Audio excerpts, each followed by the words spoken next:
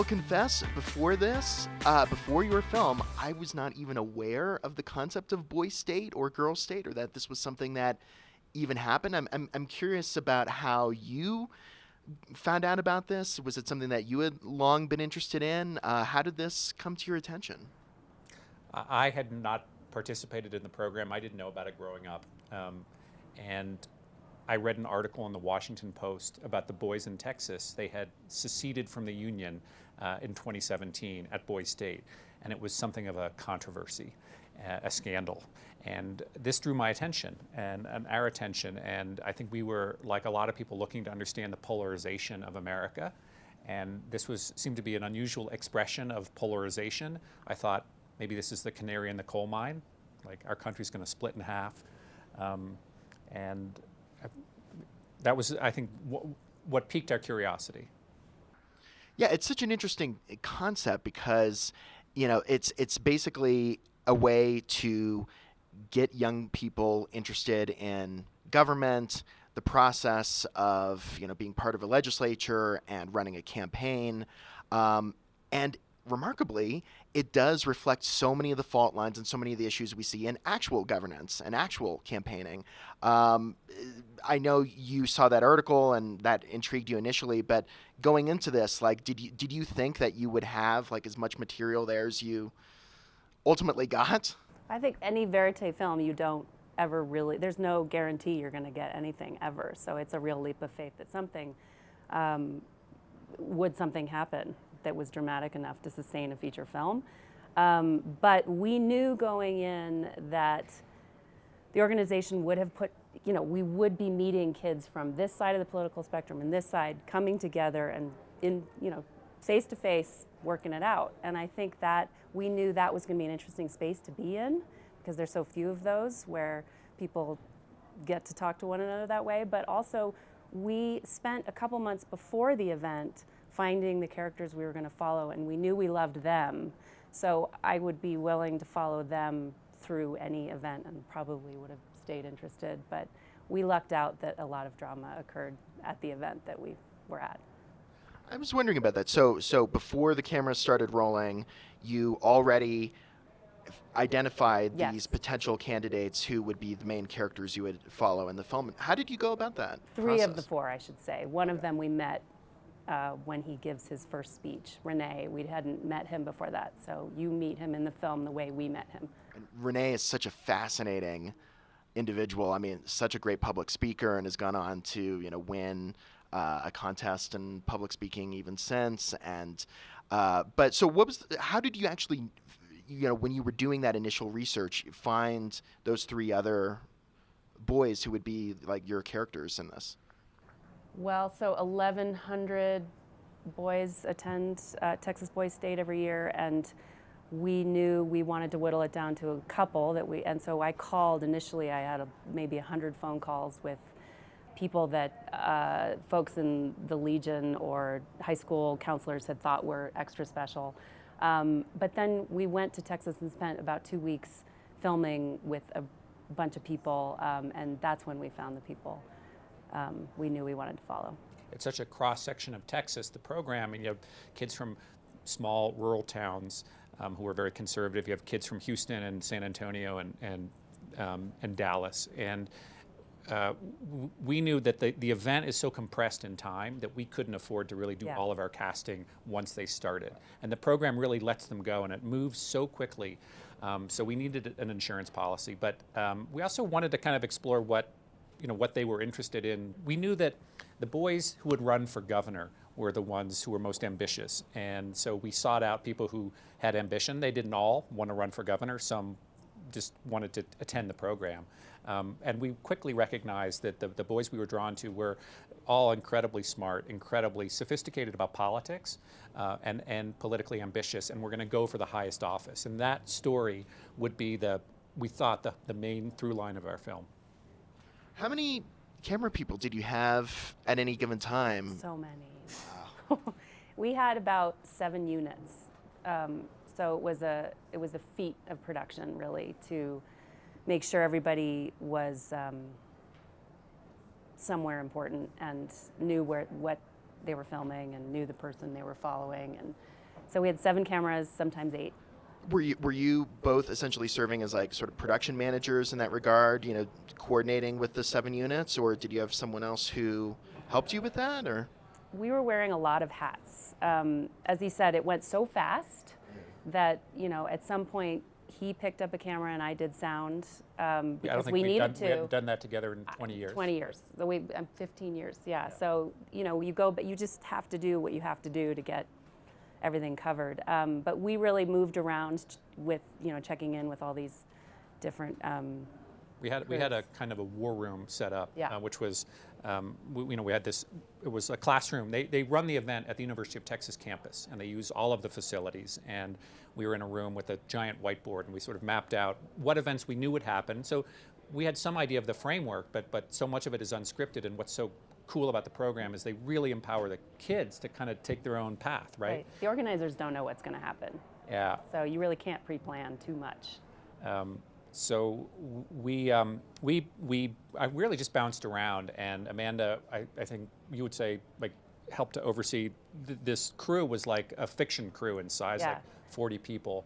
I think we're both used to being very lean and mean, and this was a different beast. And then trying to float between the crews to figure out what was happening with the characters. Yeah, the whiteboard was my friend, that's for sure.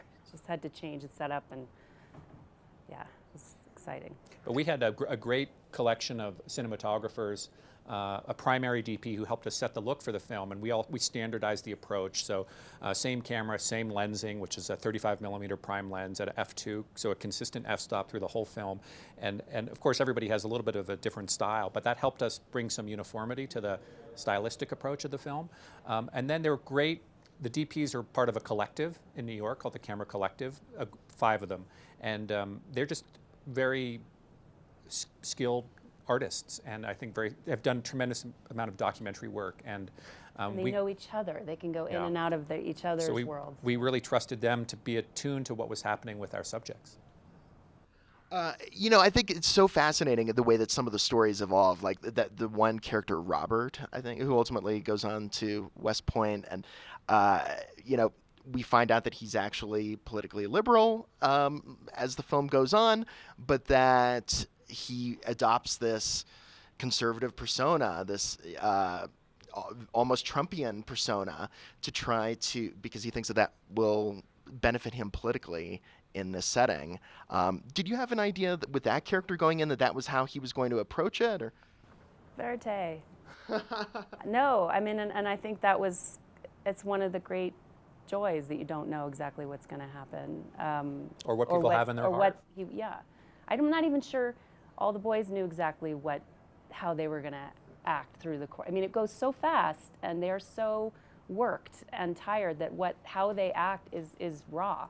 And they are really who they are. And I think Robert, I loved watching his sort of, self-awareness.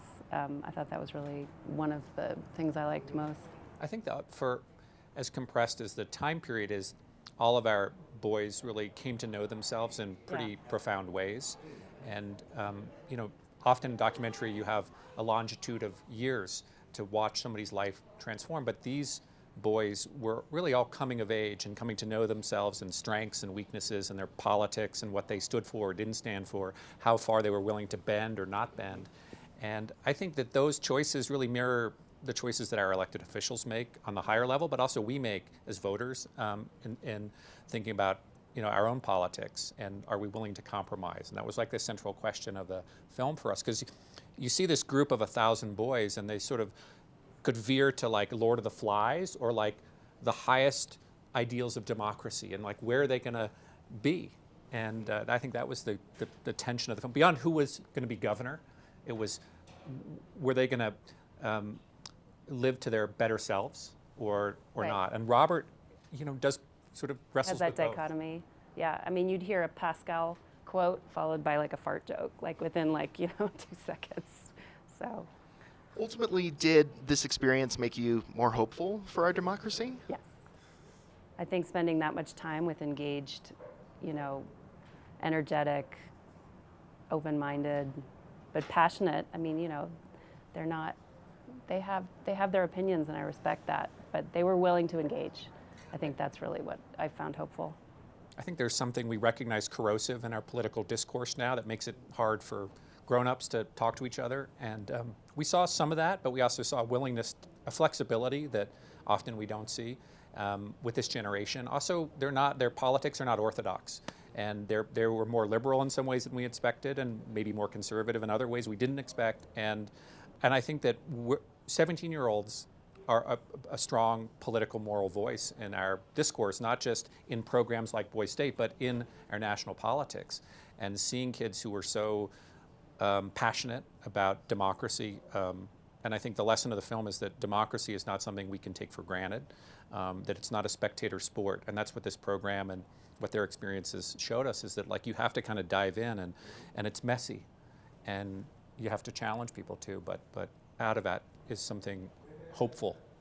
So you mentioned that you drew your cinematographers here from the Camera Collective, and you had 7 different units going on. At IndieWire, we really love to celebrate below the line talent, some of the people who maybe are more unsung. Is there someone in particular you'd like to shout out without whose talents behind the scenes this production in this extremely compressed time frame would not have been possible? Jeff? I mean, I think that Jeff Gilbert, who's our editor, we've been working with for how long did we? Well, it's been 20 years I've worked with yeah. Jeff, but he edited The Overnighters for us. And it's sometimes hard to work with a husband and wife, or even co-directors, right? Yeah, and he's wonderful. So I think without him, writing this film would have been impossible, really. So. Because it was shot so quickly, but then editing took over a year and much longer than we expected. And you think, well, we know what the story is, right? It shouldn't take that long. And when you have four subjects you're moving between and finding the ways to intertwine those narratives, it was a very, not a straight line. And I think Jeff Gilbert is one of the great documentary editors, and someone who is honest with us, who we trust. So even though we had this tremendously talented and giant crew, at the end of the day, it's really just 3 people slugging it out. In a small room for a long time. A year-long editing process. How many hours of footage did you so with shoot? 7 crews, we amassed a lot. I think it was 200, maybe 80 hours. Yeah, around 300. I think of it in terabytes, but yes, a lot. I mean, it was great to partner with Concordia Studio, which is a new company and wonderful partners. They came in very quickly, given the time frame, to finance the film, and that allowed us to get up and running with this giant crew and shoot the movie. But then they were very patient with this edit, and much more patient than I think other partners might be. And that was a testament to, I think, working with a director-driven company like Concordia with Davis Guggenheim, that they really understood that this was, we wanted to rush the film. And they were like, we think you need more time. Yeah. And that was great. Actually, that they could switch gears from being very quick for production and very slow with edit. That was great. And what this film needed. I mean, this film also just, it feels like a follow-up would be so natural here. Have you thought about following either any of these boys and what they're doing now in college, or have you thought about doing a girls' state? Totally. I'm sort of interested in Girls Nation, which is where girls run for president against other girls. That's interesting. Okay, do you think we might see that in the future? I hope so. Yeah. Yeah. I'd love to. We know and love these kids now, so I would love to see where they go too. Yeah, for sure.